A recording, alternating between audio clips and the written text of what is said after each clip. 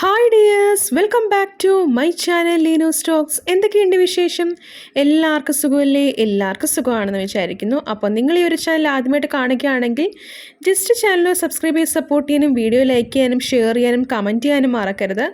അപ്പം നമ്മളിന്ന് ഡ്രസ്സിനടിക്കുന്ന ലേസ് വെച്ചിട്ടാണ് ഇന്ന് ഒരു ഹെയർ ബോ നമ്മൾ സെറ്റ് ചെയ്യാൻ വേണ്ടി പോകുന്നത്. അപ്പം ഇതുപോലെ ഡ്രസ്സിനടിക്കുന്ന ലേസൊക്കെ ആണെങ്കിൽ നമുക്ക് ഈ ടെയിലറിങ് ഷോപ്പിലും കടകളിലും ഒക്കെ നമുക്കിങ്ങനെ ക്രിസ്റ്റലിൻ്റെ ലേസുകളൊക്കെ നമുക്ക് വാങ്ങിക്കാൻ കിട്ടും. അത് മീറ്ററിനാണെന്ന് തോന്നുന്നു റേറ്റ് എന്ന് എനിക്ക് തോന്നുന്നു. മീറ്ററിന് എത്ര റേറ്റാണെന്ന് എനിക്ക് ഓർമ്മയില്ല. ഏകദേശം ഒരു 20 അത്രയൊക്കെ റേറ്റ് ആയിരിക്കും മിക്കവാറും മീറ്ററിന് വരുന്നത് എനിക്ക് തോന്നുന്നു. ഞാൻ ഓർക്കുന്നില്ല കറക്റ്റായിട്ട്. ഞാൻ ഈ ഒരു ലേസ് എന്ന് പറഞ്ഞേക്കുന്നത് പണ്ട് ഞാൻ സാരിക്ക് അടിക്കാൻ വേണ്ടിയിട്ട് വാങ്ങിച്ച് വെച്ചിരുന്നതായിരുന്നു. പിന്നെ അത് ഇപ്പോഴാണ് ഞാൻ യൂസ് ചെയ്യുന്നത്. അപ്പോൾ മിക്കവാറും എല്ലാ ടൈലറിങ് ഷോപ്പിലും ഈ ഒരു സംഭവം അവൈലബിൾ ആണ്.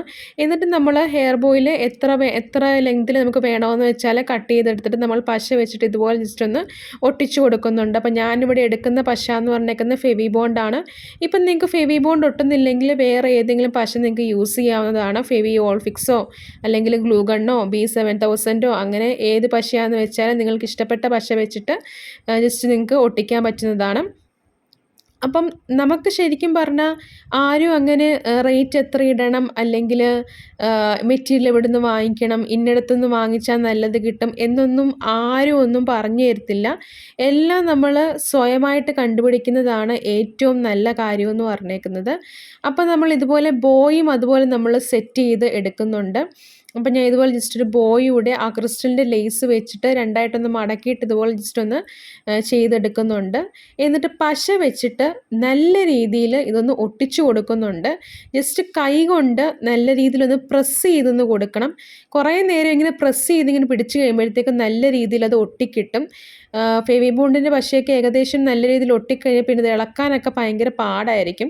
അപ്പം നല്ല രീതിയിൽ കൈകൊണ്ട് തന്നെ ഒന്ന് പ്രസ് ചെയ്തിട്ടൊന്ന് ജസ്റ്റ് ഒന്ന് ഒട്ടിച്ച് നോക്കുക. അപ്പോൾ ചിലപ്പോൾ ഒട്ടിക്കിട്ടുമായിരിക്കും. എക്സ്ട്രാ വരുന്ന പശയൊക്കെ നമ്മൾ ജസ്റ്റ് ഒന്ന് തൂത്ത് കളയുക. അപ്പോൾ മെറ്റീരിയലിൻ്റെ കാര്യം പറയുകയാണെങ്കിൽ നമ്മൾ സത്യം പറഞ്ഞാൽ നമ്മളായിട്ട് മുന്നിട്ടിറങ്ങാമെന്ന് മാത്രമേ ഉള്ളൂ.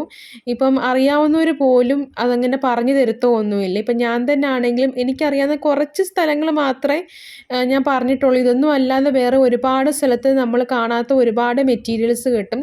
അതൊക്കെ നിങ്ങൾ തന്നെ അത് സെർച്ച് ചെയ്യുക, കടകളിലൊക്കെ പോയി ചോദിച്ച് അങ്ങനെയൊക്കെ നമ്മൾ കഷ്ടപ്പെട്ടെങ്കിൽ മാത്രമേ നമ്മുടെ ആ ഒരു സംരംഭം നല്ല രീതിയിൽ മുന്നോട്ട് പോകത്തുള്ളൂ.